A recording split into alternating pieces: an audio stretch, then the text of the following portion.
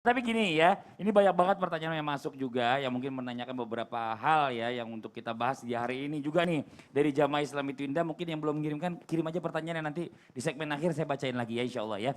Langsung aja yuk buat semuanya kita masuk ke segmen Tanya Dong Ustadz. Kami semua tanya dong Ustaz. Masya Allah tabarakallah ini udah banyak banget. Kita langsung aja yuk. Langsung aja Ustadz ya. Assalamualaikum dari hamba Allah. Bagaimana cara mendambakan antara orang tua dan kakak saya yang beda madhab? Oh mendamaikan. Mendamaikan. Cara mendamaikan antara orang tua dan kakak saya yang beda madhab ini Ustadz nih. Kemarin tiba-tiba mereka berdebat hingga ayah saya sakit hati. Bilang merasa sholatnya udah paling benar. Padahal kakak saya juga baru-baru aja nih ikut kajian. Katanya pemahaman sholat ayah saya selama ini salah. Kemudian sampai sekarang ayah saya pun masih marah dan kakak saya pun juga gengsi untuk minta maaf. Karena merasa paling benar. Baiknya gimana ya Ustadz solusinya? Bismillahirrahmanirrahim. Masya Allah tabarakallah tanpa menggurui, hanya ini mendamaikan ya. Jadi solusi perbedaan pendapat pemahaman tentang salat dalam keluarga harus kita sikapi. Harus disadari bahwa perbedaan itu adalah rahmat bahkan sunnatullah. Itu sudah diaturkan. Nah dalam hal ini 230 juta orang Islam di Indonesia.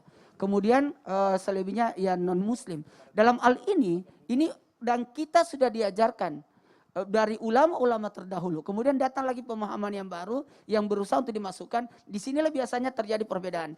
Maka perlu ditumbuhkan pandangan bahwa pemahaman yang kita tentang ajaran mesti bertolak dengan cara yang kita anggap benar. Bisa kemungkinan salah atau sebaliknya. Pemahaman orang lain berdasarkan pemahaman kita adalah salah satu memiliki kemungkinan juga kemungkinan. Jadi kita aja. Jadi kemungkinan benar salahnya itu kan ada kemungkinan. Jadi sebaiknya kita tetap menghargai. Maka mengemukakan pendapat sekali lagi harus dilandasi oleh niat yang tulus sekali lagi untuk mencari kebenaran. Nah gini, buat anak-anak yang lagi belajar terus ingin memperbaiki, Betul. harus belajar dulu, belajar bagaimana berdakwah, bagaimana berakhlak, bagaimana memahami perbedaan, tidak langsung menyalahkan orang tua. Apalagi Begitu sampai orang tua sakit hati Ustadz sampai ya. orang tua sakit hati, karena berbakti kepada orang tua itu jauh lebih hebat lagi, ya dibanding kita harus mengejar pahala, terus meninggalkan kemurkaan Allah. Masya Allah. Tapi udah enak kurasa. Pertanyaan kedua Ustadz. Pertanyaan kedua ini dari Nurabniadul 04. Assalamualaikum Pak Ustadz, izin bertanya. Ada nggak cara Rasulullah menghadapi orang yang sedang berada dalam perbedaan pendapat? Caranya Rasulullah ini. Dan bagaimana Rasulullah menangani orang yang sedang berbeda pendapat tersebut? Mohon penjelasannya Ustadz. Tapi bismillahirrahmanirrahim. Maka dalam Al-Quran disebutkan ada orang yang datang. Jangankan Rasulullah datangi untuk berdebat. Rasulullah datangi untuk berdebat. Maka turunlah surah. Maka ayat ini berbunyi. Ya ayyuhalladzina amanu la tarfa'u aswatakum fawqa sawtin nabi. Wahai orang-orang beriman, jangan kau angkat suaramu lebih tinggi daripada suaranya Nabi. Ya, ternyata ayat ini kan kalau kita bilang berarti ayat ini cuma berlaku di masa Nabi doang. Karena suara Nabi gitu. Jangan kau angkat suaramu di hadapan suara Nabi. Ternyata kalau di masa sekarang kita mau ambil ayat ini, maka jangan kau angkat suaramu jikalau terdengar suara Nabi. Maksudnya jikalau lawan debat kita sudah mengatakan hadisnya begini, maka kita mengalah. Kita mengalah bukan berarti kita langsung mengikuti dia.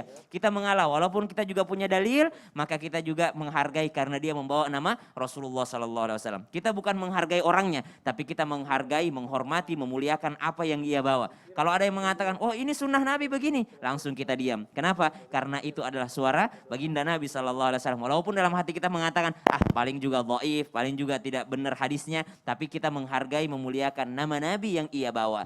Walaupun kita punya pendapat yang lain, maka kita berpendapat dengan pendapat kita nanti setelah tidak bertemu dengan orang tersebut. Adapun cara mendamaikannya, kata Al-Quran, fa'aslihu baina akhawaikum. Damaikan keduanya dengan cara memperbaiki satu prasangka ke prasangka yang lainnya. Wallahu ta'ala alam. Masya Allah tabarakallah. Tabi'in Ustaz, masih ada lagi Ustaz.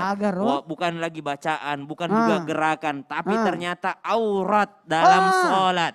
Aurat dalam sholat. Ternyata beda-beda juga Ustaz. Makanya biasa kan ibu-ibu pasti kalau keluar negeri, kita bawa mukena. Orang kok Nggak pakai salat mukena. aja, dia salat aja dengan bajunya yang dia pakai. Ya. Wah, gimana tuh Ustaz? Ini banyak nih jamaah yang selalu bertanya sama saya. Iya. Di luar negeri nggak ada mukena. Cuma ada di Indonesia. Cuma di Indonesia. Nah, itu dia, Wilayah Ustaz. Melayu lah, Oh negara iya, Melayu. iya, iya, betul. Nah, Nah, itu dia. ternyata betul ada perbedaan pendapat tentang aurat. Mau gimana? Mau tahu. Jangan kemana-mana. Oh. Sekarang kita setelah break ini sebentar aja. Insya Allah. Kalau begitu Ya. jamaah jangan kemana-mana. Tetap di Islam itu indah. Jamaah, Jamaah, oh jamaah. Alhamdulillah. Jadi susah juga cari